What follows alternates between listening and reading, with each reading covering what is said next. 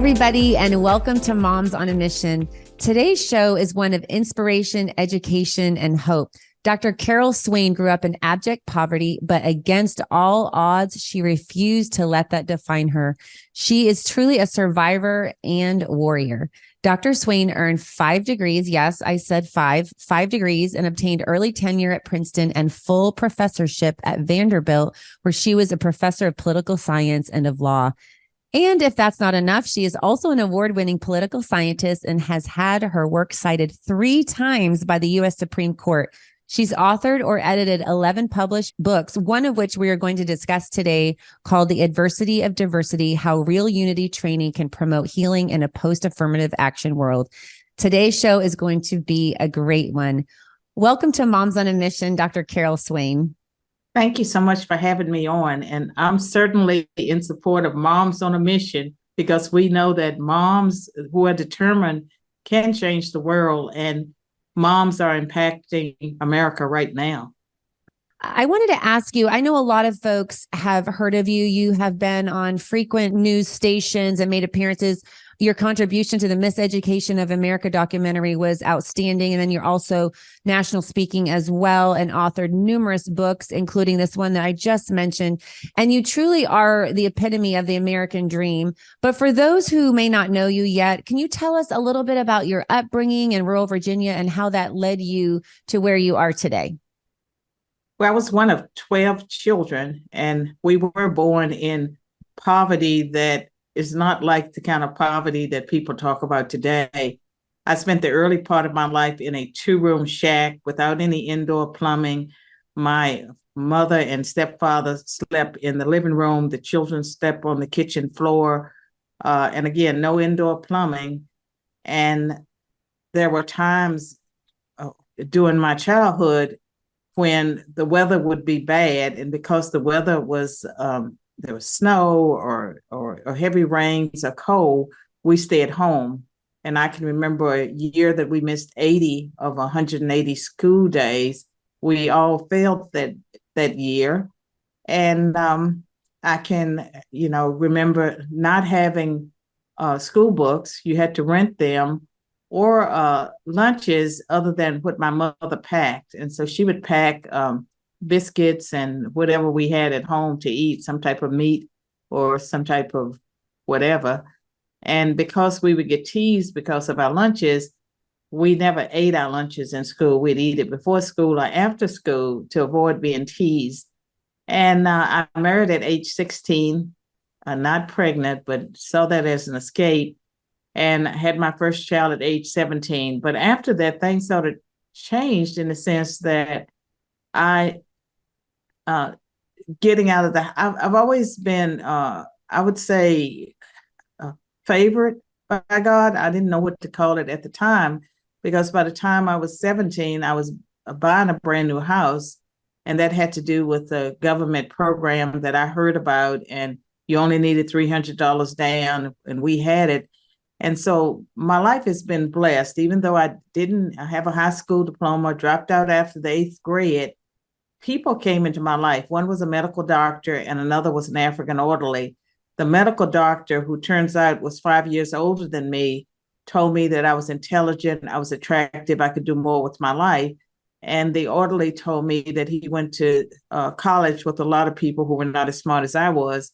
And their words changed my life. One got me to view myself differently, because I struggled with depression and suicide gestures, and a sense of destiny, in that I felt like there was something I was supposed to do, but I also felt very trapped. And I got my high school equivalency in 1975. I took a job outside my home. I had 3 children. One of them died in 1975, and I filed for a divorce in 1975. In 1976, I started community college, and that was the beginning of me becoming who I am today.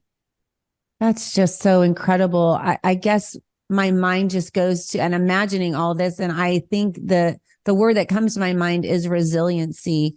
and how you never gave up. You just kept fighting and pushing and grinding and taking the next best step for you and your children and your family. Did you ever want to give up through all of that? Well, it was about survival. And when I married at age 16, I married a neighbor who was a few years older, about 4 years older. And I didn't marry him thinking we'd get divorced, but I saw that as an escape. But my self-esteem was so low that I was just thrilled that anyone wanted me. And I can tell you that as a child, I always felt that was something I was supposed to do. I had a sense of urgency, but I was trapped in the situation that seemed hopeless. And all of that, you think about who I am today and the destiny that God had for me, and then how I was so trapped. I was very depressed at times, and I would just, go through the medicine cabinet or find a bottle of pills, and I would take them. And, like I should have died from the bottles of aspirins or whatever I took. But God had a different plan for my life. And in my early 20s, where I met the medical doctor who told me I could do more of my life, at that time, I was just kind of, at that time, I guess I don't believe that I ever seriously tried to kill myself, because I was intelligent enough to know how to do that. And I always seemed to engineer getting rescued. But that doctor's words changed the way I thought about myself. And I can tell you, over the years, God put people in my path that encouraged me, because I had strangers come up to me and say, you're going to be famous someday. And it was like nothing that I was doing at the time that made any sense. But God sent his encouragers. And it's been a long journey, and there has been setbacks. And I've had a crippling shyness until I had my Christian conversion experience in the 40s. I had been just crippled by shyness. And I think about how Satan lies to people. There were so many lies that, that I believed that were not true. Wow, that's so cool that you can quantifiably see a difference in your life once you got saved, just from the standpoint of being bold now instead of being crippled by your shyness, which makes me want to transition into this book that you just wrote, The Adversity of Diversity. It's not been out for very long, right? No, it was released the end of August, and it has encountered so much, I would call it spiritual warfare. First, Amazon wouldn't put the book up. Barnes and Nobles, everywhere else had it up. But Amazon, the number one bookseller in the world, delayed for 7 or 8 days. And we had to send them emails and go through the distributor. Finally, they put it up. Then they said you could not review it.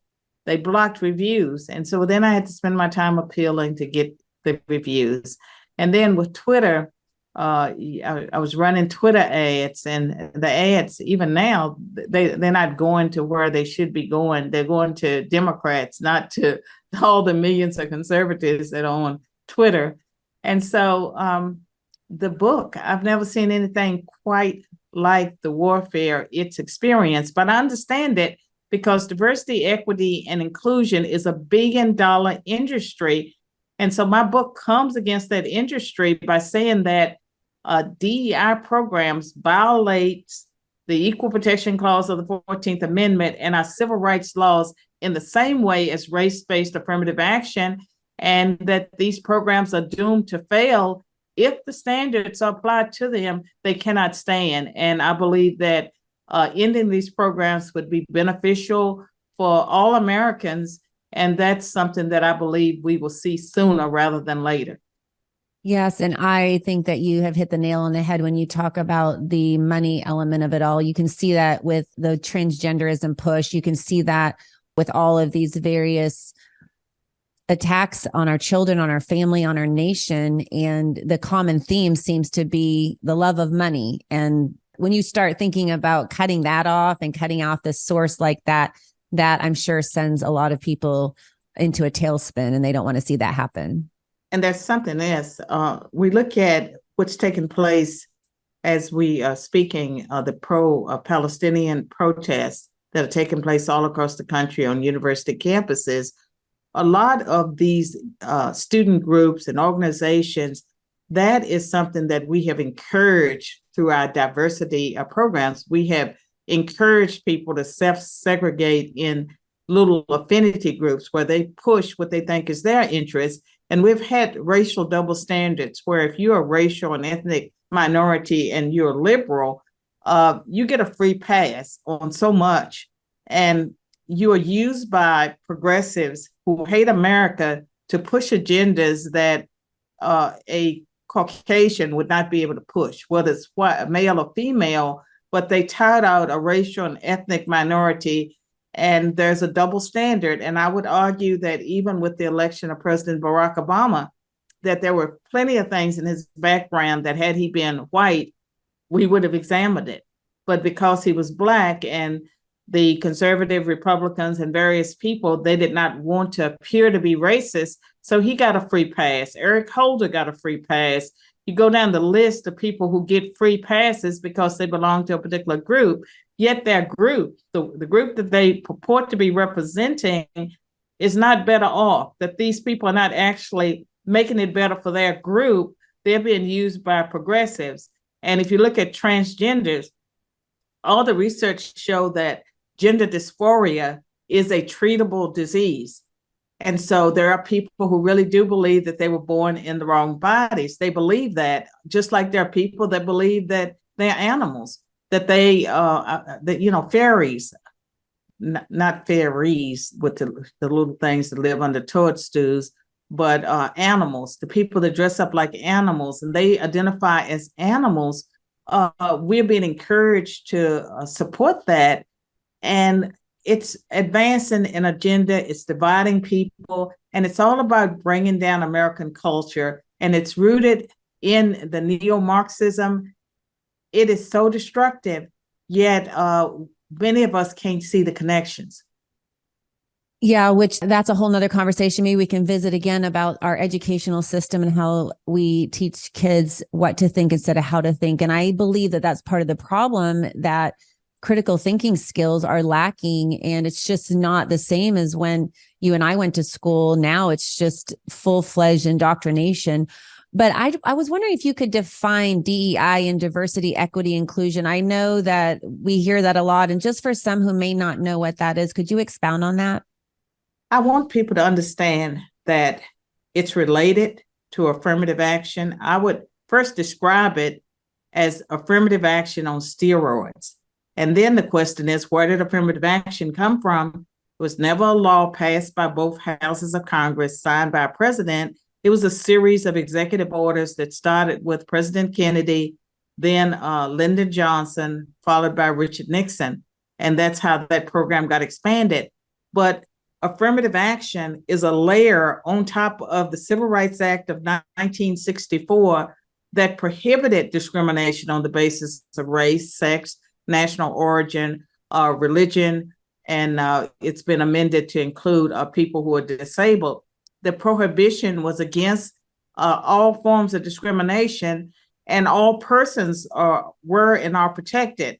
Even though it was passed in the wake of the civil rights movement, and the immediate beneficiaries were racial and ethnic minorities and women, it also protects men. It protects other groups that are part of that. They're persons. So the Civil Rights Act was meant to protect persons, where affirmative action became the arm to do the recruitment. And so it was recruitment initially, it was outreach, it was some compliance with existing laws. Well, DEI, what we have today is not the diversity that immediately followed affirmative action, where they sent out recruiters to places and they tried to find talented individuals. Diversity, the diversity, equity, and inclusion is three different concepts put together, and they're about changing organizations, changing institutions, changing the culture of our society. But the diversity is not about bringing in individual people and integrating them into an institution or setting and treating them equally. Diversity now is about groups, about the agenda for diversity is about group affinities, bringing in groups and letting them and encouraging them to keep their group identity, not become individual parts of the whole. And when we talk about inclusion, we're not talking about the integration that the Civil Rights Act of 1964 sought to bring about, where you brought in racial and ethnic minorities and maybe people who were poor, people from various backgrounds, and they became part of the team, part of the setting. Inclusion means you bring in these people from discrete groups that keep their group identities, and they pretty much lump together. They want to be included, but not necessarily integrated into the environment. And equal opportunity was about opening doors, people coming in and being able to compete. And sometimes you won, sometimes you failed, but you were competing. Equity is not the same as equal opportunities. The equity of DEI is about equal outcomes. And so you have people that come in, they're part of this discrete group. They have an attitude. They don't want to be integrated into the whole. They want a different set of standards for themselves. And DEI has become very destructive because it is connected to critical race theory. And so the people that come in believe that all white people are oppressors and that they are victims and that they deserve special rights and that white people have had privilege long enough and that privilege needs to be removed, that men have had privilege long enough, that men need to take a back seat, that heterosexuals have dominated, they need to take a back seat. All of this is destructive. And so DEI, what I believe that the Supreme Court has to strike down next, is about discrimination, and it's about division. And it's rooted in conflict theory of I would say, Marxism, cultural Marxism, neo-Marxism. It can never bring about reconciliation. Yeah, because it's based on a conflict model. So if you don't have conflict, then that really thwarts their advancement of this division and this divisive agenda. Yes, and you when you asked me to explain DEI, it's like the left is so good with words and slippery meanings. Like diversity, for those that are Christians, the universe is diverse. Every species is diverse. The diversity is positive. And so I can say that, but the diversity they're pursuing is not that kind of diversity. They want group diversity, and they want people to maintain their separate identities and not become part of the whole. And when they're talking about inclusion, they're not talking about bringing in people and integrating them and they become part of the team. No, they want to bring in people. Sometimes those people are not necessarily qualified. They don't fit. And they've added a B to DEI. There's a B for belonging. You're supposed to make people feel that they belong. And if someone doesn't feel included or feel like they belong, then the institution is supposed to be guilty. And that's a psychological state. Whether I feel included or whether I feel like I belong, that's a psychological state. How can an institution or an organization deal with people's psychological needs? It can't. Well, it also is not quantifiable. So when you start talking about analyzing someone's feelings, you can't run a business like that. You can't run anything like that because it's not quantifiable. It's not measurable.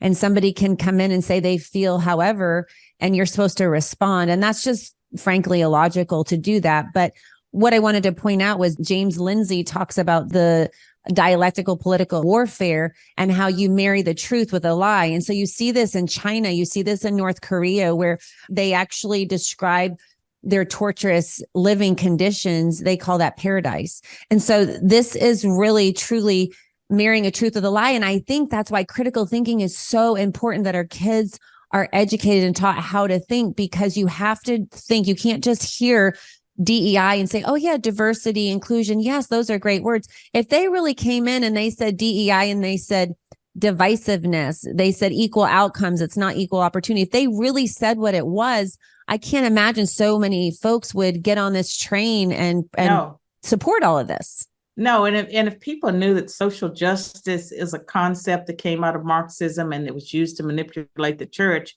they wouldn't be so quick to say, I'm a social justice warrior. I stand for social justice. And I would encourage your viewers to reread George Orwell's 1984. You may have read it in high school. We are literally living George Orwell's 1984. And I believe that if you start reading some of those that books that started out, they were fiction. Now George Orwell looks like a prophet. And there's so many other people that were neo-Marxists, disciples of Karl Marx. They put out their ideas in the 1960s, such as Herbert Marcuse. He wrote an article, 25-page article, Repressive Tolerance, where he advocated a coalition of marginalized minorities and said that what they needed to do was to use the First Amendment and our laws, our traditions to gain power. But once you get the power, shut down those voices. And he argued that sure, you can believe in free speech if you have all the power. You're not threatened by minorities talking if you have the power. But what he advocated they do is to gain those systems of power and then shut down the traditional voices. And that's why you have cancel culture. And you think about Saul Alinsky's strategies, infiltration, deception, manipulation. They have taken over our institutions. It didn't happen overnight. They use racial and ethnic minorities and emotions to advance their agenda. But we have the ability, those of us who can think critically, to expose them. And that's part of what I try to do. That's what I was doing in my book, Black Eye for America, How Critical Race Theory is Burning Down the House. And this new book, The Adversity of Diversity, there is a better way. And that better way goes back to the motto of our nation, E pluribus unum, out of many, one. And there's nothing wrong with people knowing our civil rights laws because there are protections that groups have against discrimination. But beyond that, when it comes to the workplace, we should be focused on building strong teams. There is no reason why in the workplace we should have a system or bring in trainers that divide people by denying them the equal protection of the law, singling them out, violating the Civil Rights Act, violating the Equal Protection Clause of the Constitution, and creating divisiveness between and among groups. That's something that we should all condemn. And there is a better way. And my book concludes with a discussion of Unity Training Solutions. It's a company that I birthed after George Floyd's death, when I was watching corporations pour millions, if not billions of dollars into the DEI programs, Black Lives Matter, Antifa, all of these left-wing programs where we know now the money was wasted. I knew that they could never bring about any type of healing among and across groups. And there is a better way, and it's E pluribus unum, and it goes back even to the golden rule: treat other people the way you want to be treated. That's right. And you did mention in your book, Edward Blum, I believe. Is that how you say his name? Yes. He's the creator and president of the Students for Fair Admissions organization. And he said the nation cannot remedy past discrimination with new discrimination. I thought that was very powerful and so succinctly describes what they're doing with DEI and affirmative action and then CRT. And there's something else. Even though the Supreme Court has ruled that you cannot have race-based admissions, the colleges and universities have vowed to defy the Supreme Court, which reminds me of when I was a child and the Brown versus Board of Education Supreme Court decision banned race-based segregation in public schools. Because of massive resistance, it was 1968 before integration came to Bedford County, Virginia, even though the Supreme Court ruled in 1954. We cannot allow that to happen again with the Supreme Court decision that banned race-based college admissions. We need to be very vigilant. We need to document, especially white people and Christians, men. When you're being discriminated against, when your rights are being violated, you need to be able to document that and claim your rights under the civil rights laws.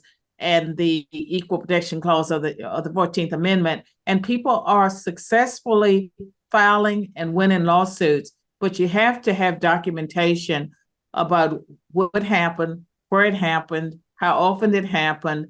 And you have to begin to think like racial and ethnic minorities do. So we've sort of been trained to document discrimination and to scream about it. And it's time that white people do start screaming about it, and men scream about it, and Christians scream about it, and heterosexuals scream about it, because you have rights and under the law. That's good. Yes. We need to read George Orwell's book after we read your book, The Adversity of Diversity, and then we need to document. That's really good. I wanted to point out that it was so fascinating, your book, when you explained this reverse discrimination and division hidden under the guise of unity, that it started well before the death of George Floyd. And you were highlighting that the 14th Amendment and the Civil Rights Act of 1964 prohibited government sanctioned discrimination. But shortly after the Civil Rights Act, there was a push to implement affirmative action programs that they were pursuing equity or equal outcomes. What do you think they did that for, when really the equality was already established with the 14th Amendment and the Civil Rights Act of 1964? Well, something, they did not give the law time to even begin to operate. And the riots of the 1960s that started in 1963, that sort of put pressure, just like Antifa and Black Lives Matter. No, if they turn up the heat, they burn down buildings, that people were caved, the leaders were caved very quickly. And so that was part of the strategy in the 1960s. And the quotas and the aggressiveness that we have today, it came from white male elites. And many of them were in the Nixon administration. There's a professor at UC San Diego named John Scrutiny, and he has written a book, The Ironies of Affirmative Action. He wrote that book some years ago, and he documents how the aggressiveness came about. And it was because of white liberals in those administrations that felt like they needed fast results. And the main beneficiaries have always been the more affluent racial and ethnic minorities when it comes to race, as well as the offspring of immigrants.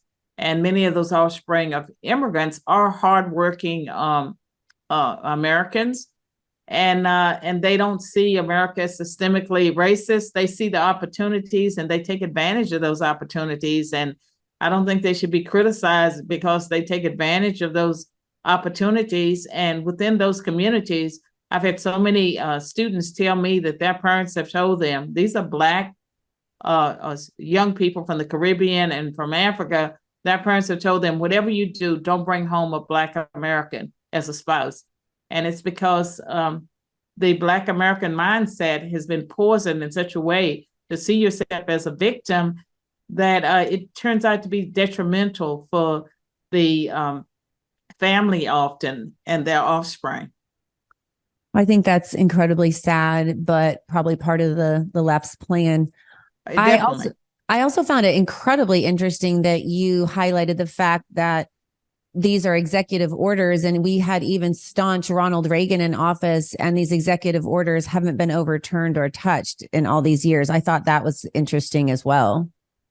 And everyone thought that Ronald Reagan would be the president that would reverse the executive order, but he didn't. And Ronald Reagan had a very integrated cabinet. And what's different about Republicans generally, now they're slipping on this, what has been different was they were appointing people who were really qualified, not like what you have today, where it seems like there's a big disconnect between the person in the position and their qualifications for the job. That should be an insult to every racial and ethnic minority, because there are plenty of competent, qualified racial and ethnic minorities that you would not have to go to the bottom of the barrel. But if you're appointing people for political reasons, then you don't care where they come from.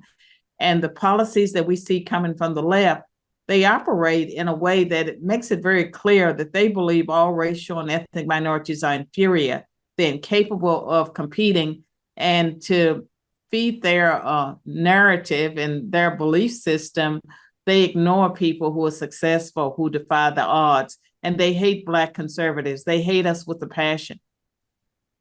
Yeah, that's why we have a Supreme Court justice who can't define what a woman is, I guess. Right. And we know that Harvard University, where she got her law degree, and Yale and these places that were part of the Ivy League, that they have just become, I don't want to call them a cesspool, but an intellectual wasteland. Maybe that's better. But they are churning out people who are indoctrinated with neo-Marxism. They are clearly agenda-driven for globalism. I would say that many of them hate America, and they tend to get the positions of power. We need to change that because they're not educating people who can engage in critical thinking or who can identify with everyday Americans. That's part of the problem, is because it's coming from the top down. And when they took over, the Marxists took over the universities and formed the commanding heights, and then everything trickles down from there. I wanted to have you give your opinion about this. We've witnessed with Budweiser and Target these woke agendas being shoved down our throats as it relates to the transgender clothing. And then, of course, with the Budweiser situation as well, we saw all their shares drop. And I know I just couldn't understand, why would companies do this when this is hurting their profits? Then I read in your book that you described the scoring system of CEI, Corporate Equality Index, that whipped these companies into shape. And then it's managed by the Human Rights Campaign. I was going to see if you could just explain that a little bit, because that made perfect sense to me, why companies would continue to do this. And also ESG, environmental governance. The companies get rated and points based on how diverse they are. And because they, and this affects them when they apply for loans or when they are trying to negotiate with other companies. What is happening is very akin to China's social credit system, where they decide, based on how compliant you are with certain goals of the government, whether or not your business succeeds or fails. We have pretty much instituted in America something quite similar. And so instead of corporations being focused on shareholders and profits and making their widgets, whatever they were set up to do, they have become like arms of the government for social engineering. And they're doing it not because they want to do it necessarily, but because they want a good rating, a good index. And we also find that many of the people that have graduated from colleges and universities where maybe they have majored in fields that end in studies, which means that they're not particularly qualified to do anything, often they become diversity, equity, and inclusion officers, and they go into these corporations and they get into human resources or above human resources, and they will issue these edicts. And they will fill the inbox with all of these special days that you're supposed to celebrate for progressive causes. And they have made the workplace a horror for many people that work in corporate America. The good thing is that there's a lot of pushback. And I believe that corporate America is looking for an off-ramp, and that and they're justified in doing that. And the Supreme Court decision striking down race-based affirmative action, I believe that it gives corporations and organizations more confidence when they decide, well, maybe there's no value added to having this DEI program. Maybe it's creating more divisiveness, and so it's not serving the needs of shareholders. In fact, shareholders have begun to sue some of those companies because of their policies. You highlighted in the book that the companies have actually lost money implementing these policies. And so I believe that with you, that this precedent has been set and can be applied into the business arena as well, which leads me to the last question I wanted to ask you.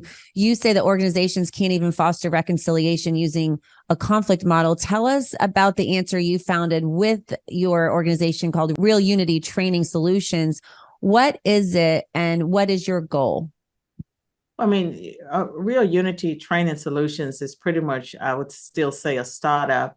I had the vision for the company in 2020, and initially the plan was to offer a training for employees that was consistent with our civil rights laws and the Constitution. But it became clear. Many people reached out to us, but they were lower level decision makers. It's so clear that training programs like the one that I envision and maybe DEI, they cannot change the culture of a corporation. It has to come from the CEO. It has to come from the owners. And so my vision is to provide coaching and guidance to CEOs and owners of corporations that want to be in compliance with the laws of the land.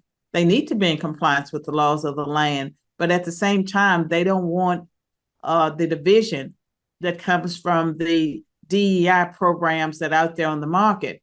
And the reason my company is called Real Unity Training Solutions is that there are so many companies that we did a trademark search that are calling themselves Unity. They're saying that they're presenting Unity techniques, but when you actually read what they're doing old-fashioned DEI. And so I rebranded my company as Carol Swain's Real Unity Training Solutions to distinguish it from people who say they're doing Unity, but they're not really doing Unity. And so again, my vision is to help the CEOs and the owners of companies who would like to do something that would be more beneficial and would bring the companies back to mission, because every organization was founded around a particular mission and goal for a purpose, and we've lost sight of that. Yeah, I love that your mission is greater harmony to workplaces and educational institutions by respecting everyone's civil rights and equality under the law to encourage Americans to rediscover and re-embrace our national motto, e pluribus unum, out of many one.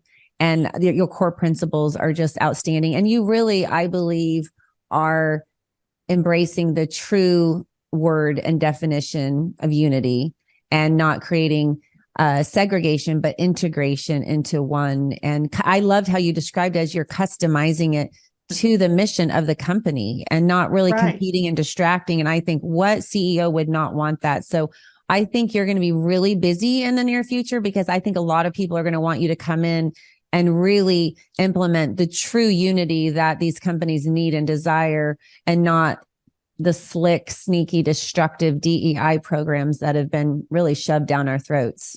Well, there's a problem too, is that a lot of CEOs and owners don't realize that their existing DEI programs are going to open them up to successful lawsuits because they're based on a discriminatory model. And so what I'm trying to do is help them avoid lawsuits because the existing programs are in violation of the civil rights laws and the Constitution. And so I think it's good news that I have to bring. And I'm hoping to have more opportunities to talk with leaders who want to get their companies back on mission.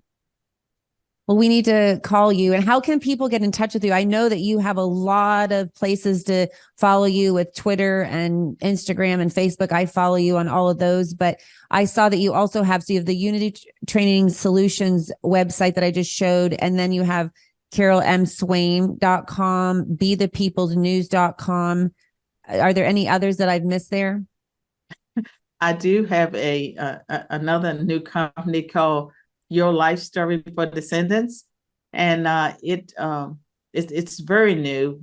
And the idea came from a conversation I had with an elderly man, and he was showing me all the things on his wall and his story, and it was so clear to me that when this man passes, his stories will pass with him, and I am offering through Your Life Story for Descendants. I've partnered with someone where we're going to interview people and they can tell their stories and have a digital, imprint for their families.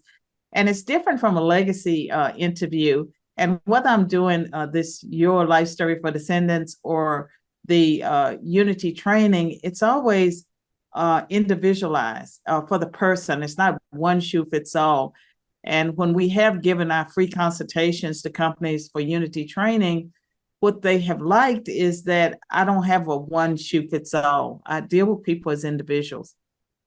Well, I love that last idea. And I think I'm going to be using that because I find that very scary when I think about my father dying and not being able to capture any of those memories, the stories that only he can tell. And we just can't remember them all. So I think that's going to be really, really helpful. And I absolutely am going to follow up with you on that. So we can purchase this book, The Adversity of Diversity, through all different sources. Amazon now, Yes. We can get it there. And so I encourage everyone to buy that book. And I thank you so much, Dr. Swain, for what you've done for America, what you've done for in the education. I know we didn't even really talk about that, but what you've done in that sector as well.